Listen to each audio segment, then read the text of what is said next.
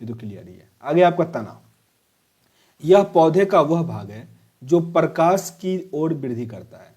Steam जो होता है वो प्रकाश की ओर करता है, इसीलिए इसको आरोही तंत्र या प्रोही तंत्र कहा जाता है, प्रोह तंत्र कहा जाता है। यह परांकुर से विकसित होता है, मीन्स अंकुर ही है, अंकुर। अंकुर का अपोजिट क्या होगा? परांकुर। परांकुर मतलब हो गया ऊपर निकल गया और अंकुर मतलब नीचे की तरफ निकल गया, ठीक है ना।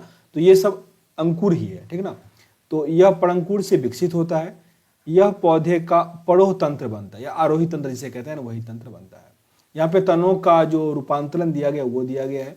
पहला इसमें कंद फॉर्म होता है, धनकंद होता है, साल्क कंद होता है और प्रकंद होता है। ये सर आपको याद करना पड़ेगा क्योंकि प्रश्न देगा हल्दी का कौन सा पार्ट हम लोग खाते हैं, तो हम ढूंढते तना होगा इसमें ऑप्शन में, पर तना नहीं रहता, उसमें आपको प्रकंद दे देगा, तो प्रकंद पे टिक करना पड़ता है। कभी कभी आलू का कौन सा पार्ट खाते हैं तो हम लोग तना ढूंढते रहते हैं, लेकिन तना नहीं होता, उसमें कंद दे दिया रहता है, तो उस पर आपको टिक करना पड़ेगा।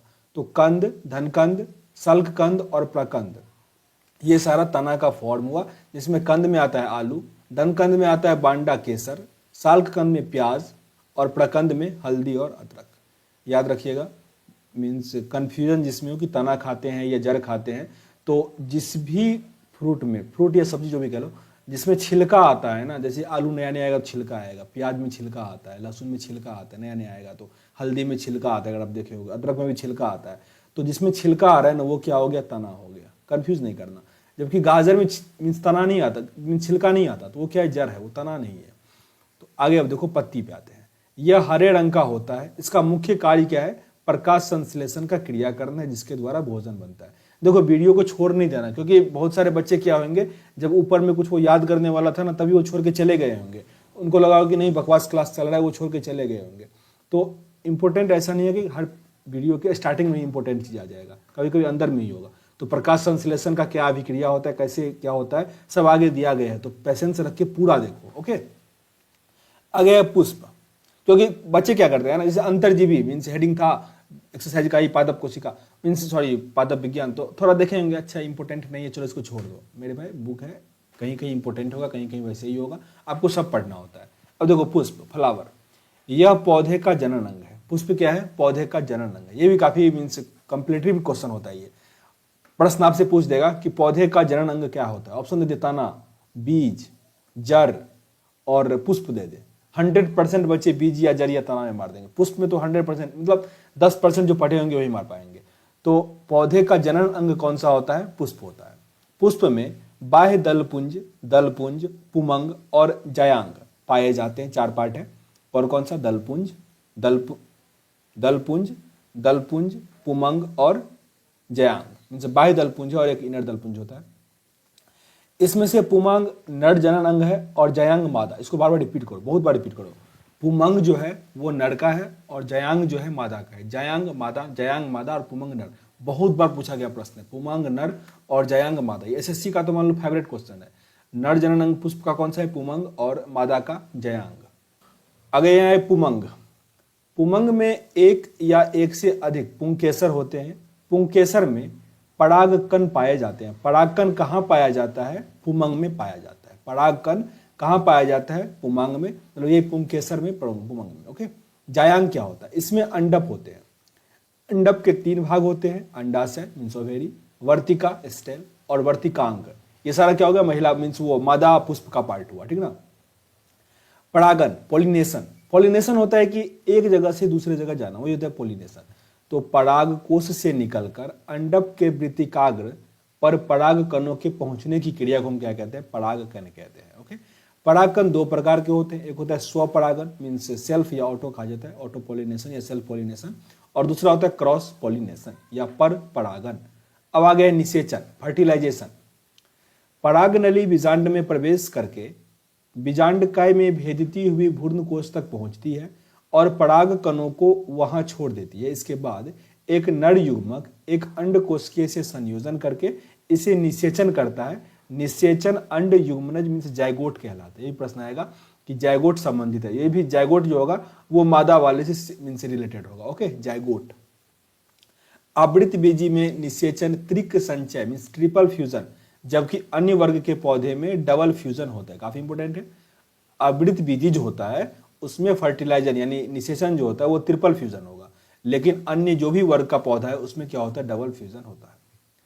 अनिषेक फलन, अनिषेक फलन, कुछ पौधे में बिना निषेचन हुए ही अंडाशय के फल बन जाते हैं। इस प्रकार बिना निषेचन हुए फल के विकास को अनिषेचक फलन कहते हैं। साधारणतः इस प्रकार के फल बीज रहित होते हैं, जैसे कि केला, पपीता, नारंगी, अंगूर एवं अनानास। ये सब है बीज रहित, इसमें बीज नहीं होता है। बहुत सारे ऐसे आपको मीन्स बर्ड भी मिलेंगे, अगर आप लोग तोता पालते होगे, पैरट को पालते होगे तो देखते होगे वो मीन्स अपने आप अंडा दे देगा। मेरे पास है पैरट, वो अपने आप अंडा दे देता है। तो मीन्स प्लांट में ऐसा भी है, इसमें भी बर्ड में भी ऐसा होता है कि कभी कभी वो ऑटोमेटिक अंडा दे देता है। वो मीन्स बच्चा नहीं निकलेगा उसमें से, पर वो अंडा देता है। तो वो कभी कभी उसमें भी ये गुण पाया जाता है, ठीक ना। आगे यहाँ पे फल का निर्माण, फल का निर्माण, फल का निर्माण अंडाशय से होता है। फल का निर्माण किससे होता है, अंडाशय से होता है।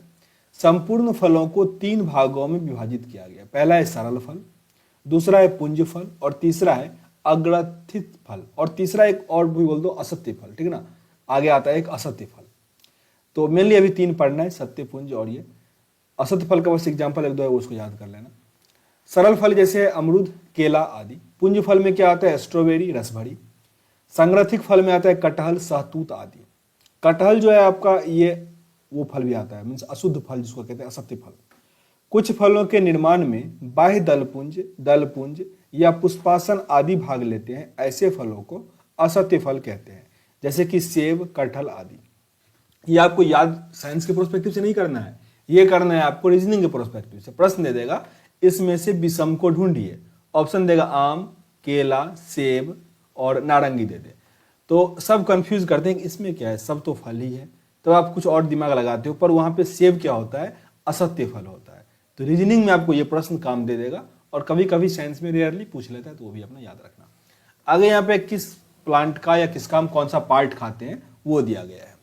तो सेब का पुष्पासन, ये हम एक बार फास्ट में पढ़ देते हैं। सेब का पुष्पासन, नाशपाती पुष्पासन, आम मध्य फल भित्ति, अमरूद का फल भित्ति और बीजांडासन, जो बीज भी खाते हैं हम लोग, अंगूर का फल भित्ति और बीजांडासन, पपीता का मध्य फल भित्ति, नारियल भूर्णपोषी, गेहूं का भूर्णपोषी और भूर्ण, काजू का पुष्पवृत्त बीजपत्र, लीची एरिल, चना, लीची काफी इंपॉर्टेंट है, एरिल या गुद्देदार इसको कहा जाता है, गुद्देदार, तो एरिल याद रखना।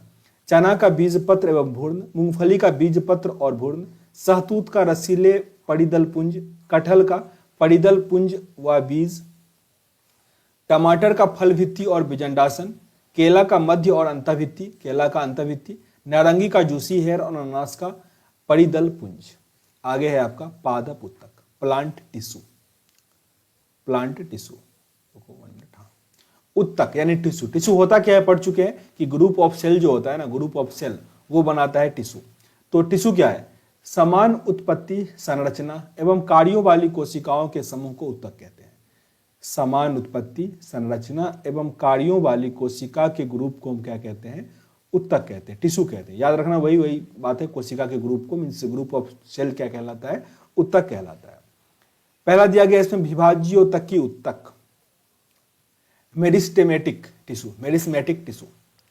पौधे के वर्धी क्षेत्र मीन्स ग्रोइंग रीजन जो होता है को विभाज्य उत्तक कहते हैं। इससे बनी संतति कोशिका, संतति मतलब होता है प्रजनन, ठीक है ना। संतति कोशिकाएं वृद्धि करके पौधे के विभिन्न अंगों का निर्माण करती है। यह प्रक्रिया पौधे के जीवन पर्यंत चलती रहती है। विभाज्य उत्तक, उत्तक के विशिष्ट लक्षण निम्नलिखित हैं। ये गोल, अंडाकार व बहुभुज आकार के होते हैं। इसकी भित्तियां पतली व एक सार होती है। जीव द्रव्य सघन, केंद्रक बड़े तथा रसधारी छोटे होते हैं। कोशिकाओं के बीच अंतरकोशिकीय स्थानों का अभाव होता है। कोशिकाओं के बीच अंतरकोशिकीय स्थानों का अभाव होता है।